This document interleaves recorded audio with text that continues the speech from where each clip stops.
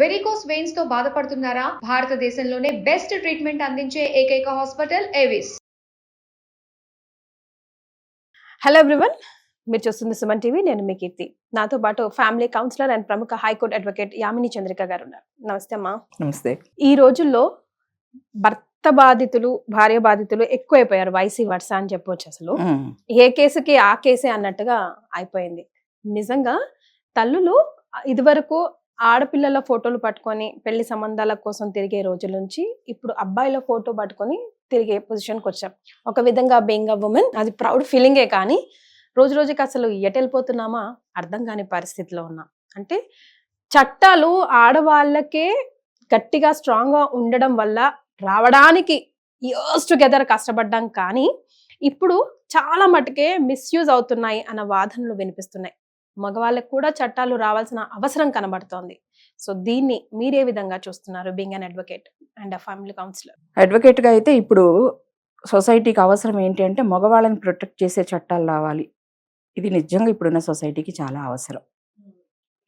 First మనది మాతృస్వామ్యం అమ్మ. తర్వాత ఆడవాళ్ళ శారీరక బలహీనతల ఆధారంగా పితృస్వామ్యం స్టార్ట్ అయింది. ఫస్ట్లో మాతృస్వామ్యంలో ఆడవాళ్లే ఆహారాన్ని తీసుకొచ్చి ఇచ్చేవాళ్ళు, పిల్లల్ని టేక్ కేర్ చేసేవాళ్ళు, మొత్తం ఇంటి బాధ్యత అంతా ఆడవాళ్ళకే ఉండేది. ఈ రోజుకి మనకు నార్త్ ఈస్టర్న్ స్టేట్స్కి వెళ్తే అక్కడ ఆడవాళ్ళదే ఈ రోజుకి అక్కడ మాతృస్వామ్యమే నడుస్తోంది.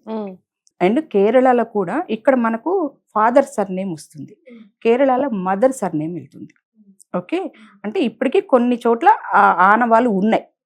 ఓకే, కానీ ఈ ఆడవాళ్ళు పిల్లల్ని ఎక్కువ కంటం వల్ల వీళ్ళ శారీరక బలహీనతల బేస్ చేసుకొని మగవాళ్ళు ఆహారానికి వెళ్ళటం, వాళ్ళు తీసుకొచ్చి వీళ్ళకి ఇవ్వటం, వీళ్ళు వాళ్ళ మీద డిపెండ్ అవ్వటం వల్ల స్లోగా ఈ మాతృస్వామ్యం నుంచి మనం పితృస్వామ్యానికి వచ్చాం.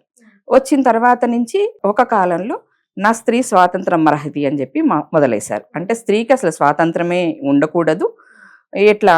ఫస్ట్ తండ్రి దగ్గర, పుట్టినప్పుడు తండ్రి, పెళ్ళైనాక భర్త, చివరి దశలో కొడుకు చూసుకుంటారు అనే లెవెల్కి తీసుకొచ్చారు.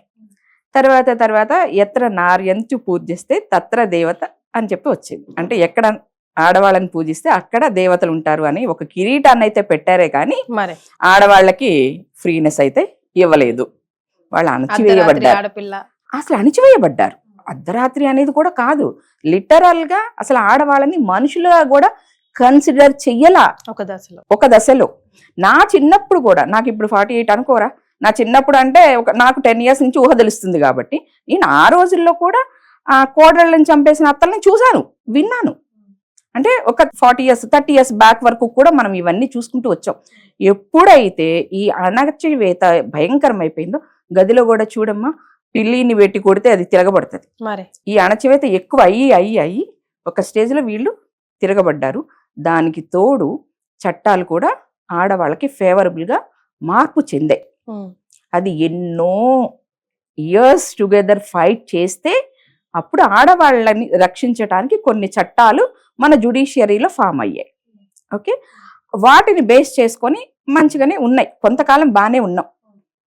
తర్వాత ఈరోజు ఎట్లా ఉంది సిచ్యువేషన్ అంటే, ఏవైతే ఆడవాళ్ళకి ఈ చట్టాల గురించి అవేర్నెస్ బాగా పెరిగిందో దాన్ని మిస్యూజ్ చేసే వాళ్ళు కూడా ఎక్కువయ్యారు. నిజంగా అది ఎవరికైతే ఉపయోగపడుతున్నాయో వాళ్ళ దగ్గరికి ఆ చట్టాలు ఈ రోజు కూడా వెళ్ళట్లేదు కదమ్మా. వాళ్ళకి ఈ రోజుకి వాటి కోసం తెలియదు. అసలు 498A అంటే ఏంటో తెలీదు. ఇప్పుడు 498A అంటే ఆడవాళ్ళకి గృహహింస అంటారు దాన్ని. ఓకే, గృహహింస అంటే కోడలే పెట్టాలా? కాదు కదా, అత్త పెట్టచ్చు, ఆ ఇంట్లో ఉన్న ఆడపిల్ల పెట్టచ్చు, భర్త పెట్టచ్చు, మామ పెట్టచ్చు, ఎవరైనా కాదు కాదు కాదు కాదు ఇది ఆడవాళ్ళకి సంబంధించిన గృహ, ఆడవాళ్ళకి. కానీ అది మనకి ఎట్లా పోలరేట్ అయిందంటే, ఆడవాళ్ళు అంటే కోడలు మాత్రమే పెట్టాలా 498A అని అనుకుంటున్నారు. కానీ కాదు, 498A ఆ ఇంట్లో ఉన్న ఆడవాళ్ళు ఎవరైనా పెట్టచ్చు. అత్త కూడా ఇల్లు కోడల మీద పెట్టచ్చు, ఆడపడుచు పెట్టచ్చు వదిన మీద, లేదా ఆడపడుచు ఎవరైతే ఉన్నారో వాళ్ళ అన్నల మీద పెట్టచ్చు, వాళ్ళ తండ్రి మీద పెట్టచ్చు. ఆడవాళ్ళకి సంబంధించిన చట్టం అది, ఒక కోడలికి సంబంధించిన చట్టం కానే కాదు. అది చాలా మందికి తెలియదు. అసలు ఆ అవేర్నెస్ ఈ రోజుకి కూడా చాలా మంది దగ్గర లేదు, లేక ఇలా జరుగుతూ వస్తుంది. ఓకే, అలా వచ్చిన చట్టాలను ఏం చేశారు మనోళ్ళు, ఫస్ట్ లో 498A స్టార్ట్ అయినప్పుడు కేసులు పెడితే అమెరికాలో ఉన్న ఆడపడుచు మొగుడు, ఆడపడుచు పిల్లకాయలను కూడా తీసుకొచ్చి ఇక్కడ కూర్చోబెట్టేవారు. అవునండి, అంత స్ట్రిక్ట్ ఉండేవి. ఖచ్చితంగా 14 రోజులు వాళ్ళకి కస్టడీ ఇచ్చేవాళ్ళు. దాన్ని మిస్యూజ్ చేయటం ఎక్కువైంది అనేది ఎప్పుడైతే తెలిసిందో దాన్ని డైల్యూట్ అయిపోయింది, ఇంకా అమెండ్మెంట్ చేశారు. 41A ఇచ్చేస్తున్నారు ఇప్పుడు. 41A అంటే స్టేషన్ బెయిల్ ఇచ్చేస్తున్నారు. ఇప్పుడు వాళ్ళందరినీ ఏం తీసుకురావట్లే, అత్త మామ కొడుకు ఇంతవరకే. మరీ ఇన్వాల్వ్మెంట్ ఎక్కువ ఉంది అని వీళ్ళ గనక ప్రూవెన్ అయితే అప్పుడు వాళ్ళ ఆడబడుచునో వాళ్ళ మరిదినో అట్లా ఎక్స్టెండెడ్ ఫ్యామిలీని తీసుకొస్తున్నారు తప్ప, ఆర్ఎల్స్ ఈ ముగ్గురు మీదే జరుగుతుంది. ఈ ముగ్గురు కూడా స్టేషన్ బెయిల్ ఇచ్చేసే పంపిస్తున్నారు, కోర్టులకు తిరుగుతున్నారు, కౌన్సిలింగ్స్ అని జరుగుతున్నాయి, ఇవన్నీ జరుగుతున్నాయి. ఈ రోజు ఎట్లా అయిపోయింది అంటే ఆడవాళ్ళకి హస్బెండ్ అనేవాడు టింగ్ అంటే డబ్బులు ఇచ్చే మిషన్ లాగే అయిపోయింది. ఆడవాళ్ళు అలాగే ట్రీట్ చేస్తారు. మీరు ఫేవరెట్ కమెంట్ అది, ఏటీఎం లాగా అయిపోయింది ఖచ్చితంగా. ఎందుకంటే పెళ్లి ఇదివరకు రోజుల్లో కట్నం కోసం ఆడవాళ్ళని అంటే టింగు టింగు మన పూజ చేస్తారు కదా, అందుకనే కదా చట్టాలు వచ్చాయి. మీకు వచ్చిన చట్టాలు అందుకే. ఓకే, ఎంతో కష్టపడితే ఎన్ని ఎంత వివక్షతకి లోన. అది నేను ఫస్ట్ చెప్పాను, చాలా కష్టపడితేనే, చాలా అణిచివేతకి గురైన తర్వాతనే మనకు చట్టాలు వచ్చాయి. ఇప్పుడు అదే అణిచివేత వీళ్ళు పడుతున్నారు, మగవాళ్ళు కూడా పడుతున్నారు. మరి వాళ్ళని సపోర్ట్ చేసే వాళ్ళు ఎవరు కనపడట్లా నాకు. ఇప్పుడు ఆడవాళ్ళకి ఏదైనా కష్టం వచ్చిందనుకోరా, ఈ ఏమంటారు ఈ సంఘాలు, మహిళా సంఘాలు వెళ్ళి ధర్నాలు చేస్తాయి కదా. మరి మగవాడు చచ్చిపోతున్నాడు, మరి వాడి కోసం పోయి ఎందుకు చెయ్యరు? అంటే మగవాళ్ళకి సంఘాలు లేకనా? అట్లా కాదు కదా, అవుట్కమ్ ఉండరు కదండి వాళ్ళు లోపల. అందుకే నేనున్నా, మగవాళ్ళకి సపోర్ట్ గా నేనున్నా. అందుకే నేను ఎప్పుడైనా సరే ఈ రోజు నేను జెంట్స్ కి ఫేవర్ గానే మాట్లాడతా. ఎందుకంటే ఈ రోజు సొసైటీలో ఆ విధంగా మాట్లాడే వాళ్ళు తక్కువయ్యారా, నిజంగా సఫర్ అయిన వాళ్ళు ఎక్కువ అయ్యారమ్మా. ఓకే, ఆడవాళ్ళు ఊరికి ఏడ్ చేసి అవుట్ స్పోకెన్ దే ఆర్ కాబట్టి వాళ్ళ బాధలు చెప్పేసుకుంటారు. మగవాళ్ళు అలా చెప్పరు. మనం అలా గ్రోనప్ చెయ్యట్లా మగపిల్లల్ని.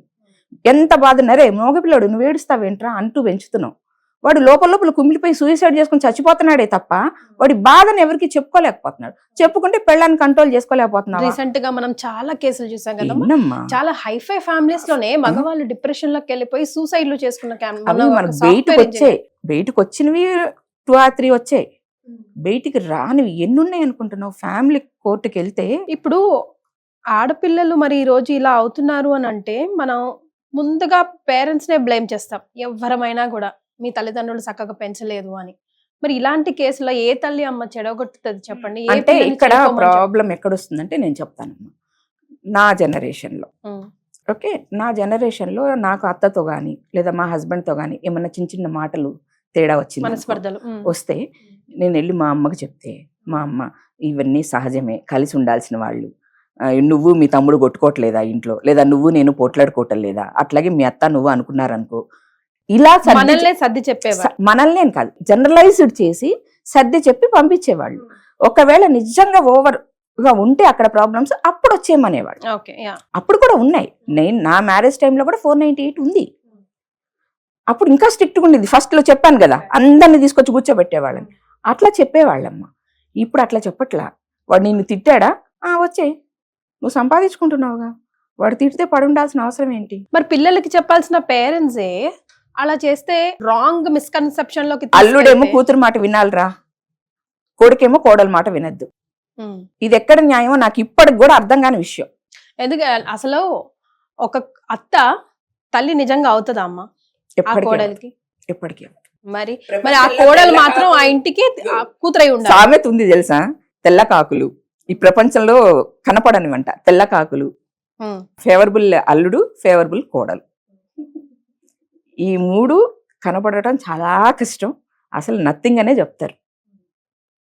కాబట్టి అలా తయారైపోయింది సొసైటీ.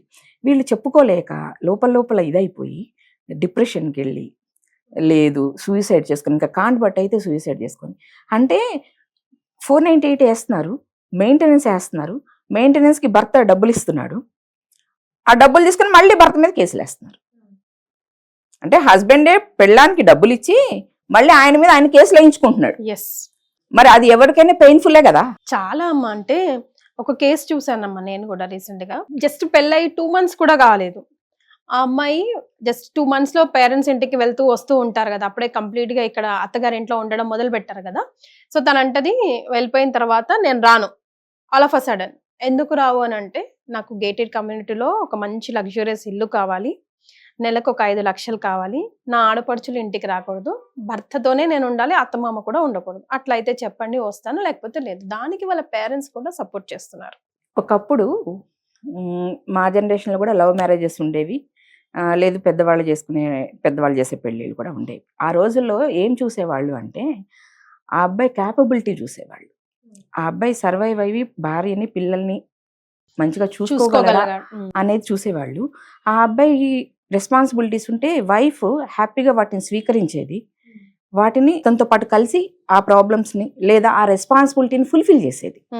ఓకే, అంటే తిను అతని దారిలో నడిచి అతన్ని తన దారికి తిప్పుకునేది. అదొక టెక్నిక్. అవునా? ఈ రోజులు అట్లా చూడట్లేదురా. నీ అమ్మ నాన్నని నేను చూడను, మీ అక్క చెల్లెల రెస్పాన్సిబిలిటీస్ నాకొద్దు, నువ్వు నాకెంత చూస్తావు, నువ్వు నాకేమి ఇస్తావు, ఇది మాత్రమే చూస్తున్నారు. నీ నెల జీతం నాకు తీసుకొచ్చి ఇస్తావా ఇవ్వవా, నీ నెల జీతం నుంచి నీ పేరెంట్స్కి ఇవ్వద్దు, నీ అక్క చెల్లెళ్ళని చూడొద్దు, నీ అన్నదమ్ములకు చదువులు చెప్పించొద్దు. సో ఆ ఇండివిజువల్ పర్సనాలిటీ ఆ ఇంట్లో అలా పెరగడానికి కారణం ఎవరు అంటున్నా? గ్రోనప్పే, ఖచ్చితంగా పేరెంట్సే, ఖచ్చితంగా పేరెంట్సే. ఈరోజు అబ్బాయిలకి ఇది జరుగుతుంది. నేను నిజంగా చాలా బాధపడుతున్నాను. నేను చెప్పాను ఫస్ట్లోనే, నేను అబ్బాయిలకి ఫేవరబుల్ లేనమ్మా అని. కానీ వీళ్ళే ఒకప్పుడు ఆడపిల్లల్ని బాధ పెట్టారు కదరా. ఆడపిల్లలకి ఈరోజు చట్టాలు వచ్చే వాళ్ళకి చుట్టాల్లాగా మారే చట్టాలు, నేను కాదంటల్లా. కానీ ఆ చట్టాలు రావడానికి కారణం ఎవరు? ఈ ఫ్యామిలీసే కదా, ఈ గ్రోనప్ సిస్టమే కదా. ఆ రోజు అది ఎప్పుడైనా సర్కిల్ తిరుగుతూనే ఉంటుందిరా. ఒకప్పుడు కన్యాశుల్కం, తర్వాత వరకట్నం, మళ్ళీ ఇప్పుడు ఏమొచ్చింది? ఒక అమ్మాయి ఏదో కావాలి అంటే ఎంతమంది పెళ్లిళ్ళు చేసుకోకుండా వెయిట్ చేస్తా ఉన్నారు. అబ్బాయిలకి పెళ్లిళ్ళు చేసుకోవాలంటే అమ్మాయిలు దొరకట్లా, లేదంటే అమ్మాయిల కోరికలు అంతున్నాయి, అంత లిస్ట్ ఉంది, వీళ్ళు మీట్ అవ్వలేకపోతున్నారు. అది రీజన్. అంతే. అటు తిరిగి ఇటు తిరిగి ఎటు తిరిగినా ఒక పేరెంట్సే ఎఫెక్ట్ అవుతున్నారు. సో మనం చేయాల్సింది ఏంటంటే, పేరెంట్సే కౌన్సిల్ అవ్వాలి, పేరెంట్సే ఎక్కడ పట్టుకోవాలి, ఎక్కడ వదలాలి నేర్చుకోవాలి. ఎందుకంటే అమ్మ, చాలా వరకు ఇప్పుడు ఆల్మోస్ట్ ఇంకా నెక్స్ట్ జనరేషన్స్ లో అయితే చదువు లేని పిల్లలు అంటూ ఉండరు. ఎందుకంటే కాయా కష్టం చేసన్నా తన తల్లిదండ్రులు పిల్లల్ని ఎడ్యుకేట్ చేయాలి, మినిమం ఎడ్యుకేట్ చేయాలి, వాళ్ళ కాలం మీద వాళ్ళు నిలబడాలి. ఒక్క ఆడపిల్ల కూడా ఈ రోజు ఖాళీగా చదువు అయిపోయి ఇంట్లో కూర్చున్న పరిస్థితి కనబడట్లా. ఏదో ఆఫీస్ గర్ల్ లాగా అయినా సరే ఏదో ఒక విధంగా వాళ్ళ ఇన్కమ్ వాళ్ళు సంపాదించుకునే స్థాయికి వచ్చేసారు. కాబట్టి ఇక్కడికి వచ్చిన తర్వాత ఊర్లో నుంచి నాకేమనిపిస్తుందంటే, హైదరాబాద్ సుకోల్ అమెరికానో ఇంకా వేరే ఎక్కడైనా ఈ రంగుల ప్రపంచంలో కొట్టుమిట్టులాడుతూ ఈజీగా మనీకి అలవాటైపోయి ఇక్కడ ఈ ప్రపంచాన్ని ఎంజాయ్ చేయడానికి వాళ్ళ పేరెంట్స్ కి కూడా వాళ్ళకి తెలియట్లేదు వాళ్ళు ఇక్కడ ఏం చేస్తున్నారు, తెలియట్లేదు. ఇంకొకటి ఏంటంటే, ఎవరి కాళ్ళ మీద వాళ్ళు నిలబడటం ఎక్కువ అవ్వటం వల్ల డిపెండెన్సీ లేదు, ఇక్కడ ఫైనాన్షియల్ డిపెండెన్సీ లేదు. కాబట్టి చాలా వరకు ఇది నెగిటివ్ కే దారితీస్తోందిరా. అంటే ఫైనాన్షియల్ డిపెండెన్సీ అది ఉండకూడదు, అది నేను చెప్తాను. ఎవరికి వాళ్ళు ఇండివిజువల్ గా సెల్ఫ్ సఫిషియెంటెడ్ గానే ఉండాలి, నేను దాన్ని కాదు అనట్లేదు. కానీ అర్థం చేసుకోవాలి, అబ్బాయి లేకపోతే అమ్మాయికి లేదు, అమ్మాయి లేకపోతే అబ్బాయి లేదు, ఇద్దరు లేకపోతే సొసైటీ లేదు. ఇది అర్థం చేసుకొని ఒకళ్ళకొకళ్ళు మ్యూచువల్ అండర్స్టాండింగ్స్తో ముందుకు వెళ్లాల్సిన బంధాలని ఈరోజు అండర్స్టాండింగ్ లేకుండా చిన్న చిన్న విషయాలకి, ఈరోజు ఒకటితో గొడవ వచ్చింది లేదా ఒక అమ్మాయితో నీకు గొడవ వచ్చి ఈ అమ్మాయిని వదిలేసి ఇంకొక పెళ్లి చేసుకుంటావు డైవర్స్ తీసుకొని, రేపు ఆ అమ్మాయిలో మాత్రం లోపాలు ఉండవా? అలా వదిలేసుకుంటూ పోతే మనుషుల్ని మనం అంతం ఎక్కడ? దానికి ఎంతమందిని వదిలేస్తాం? అదేదో మొదట్లోనే అడ్జస్ట్ అవ్వగలిగినంత వరకు ఓకే. ఎవరిని మరి గృహహింస అదే నేను చెప్పను, ఎప్పుడు అరే నా దగ్గరకు వచ్చిన కేసులు నేను చెప్తాను చూడు. పట్టు చీరల కోసం కూడా మొగుడు మీద డైవర్స్ వేసిన వాళ్ళని నేను చూసా, నేను ఓన్ గా డీల్ చేసా.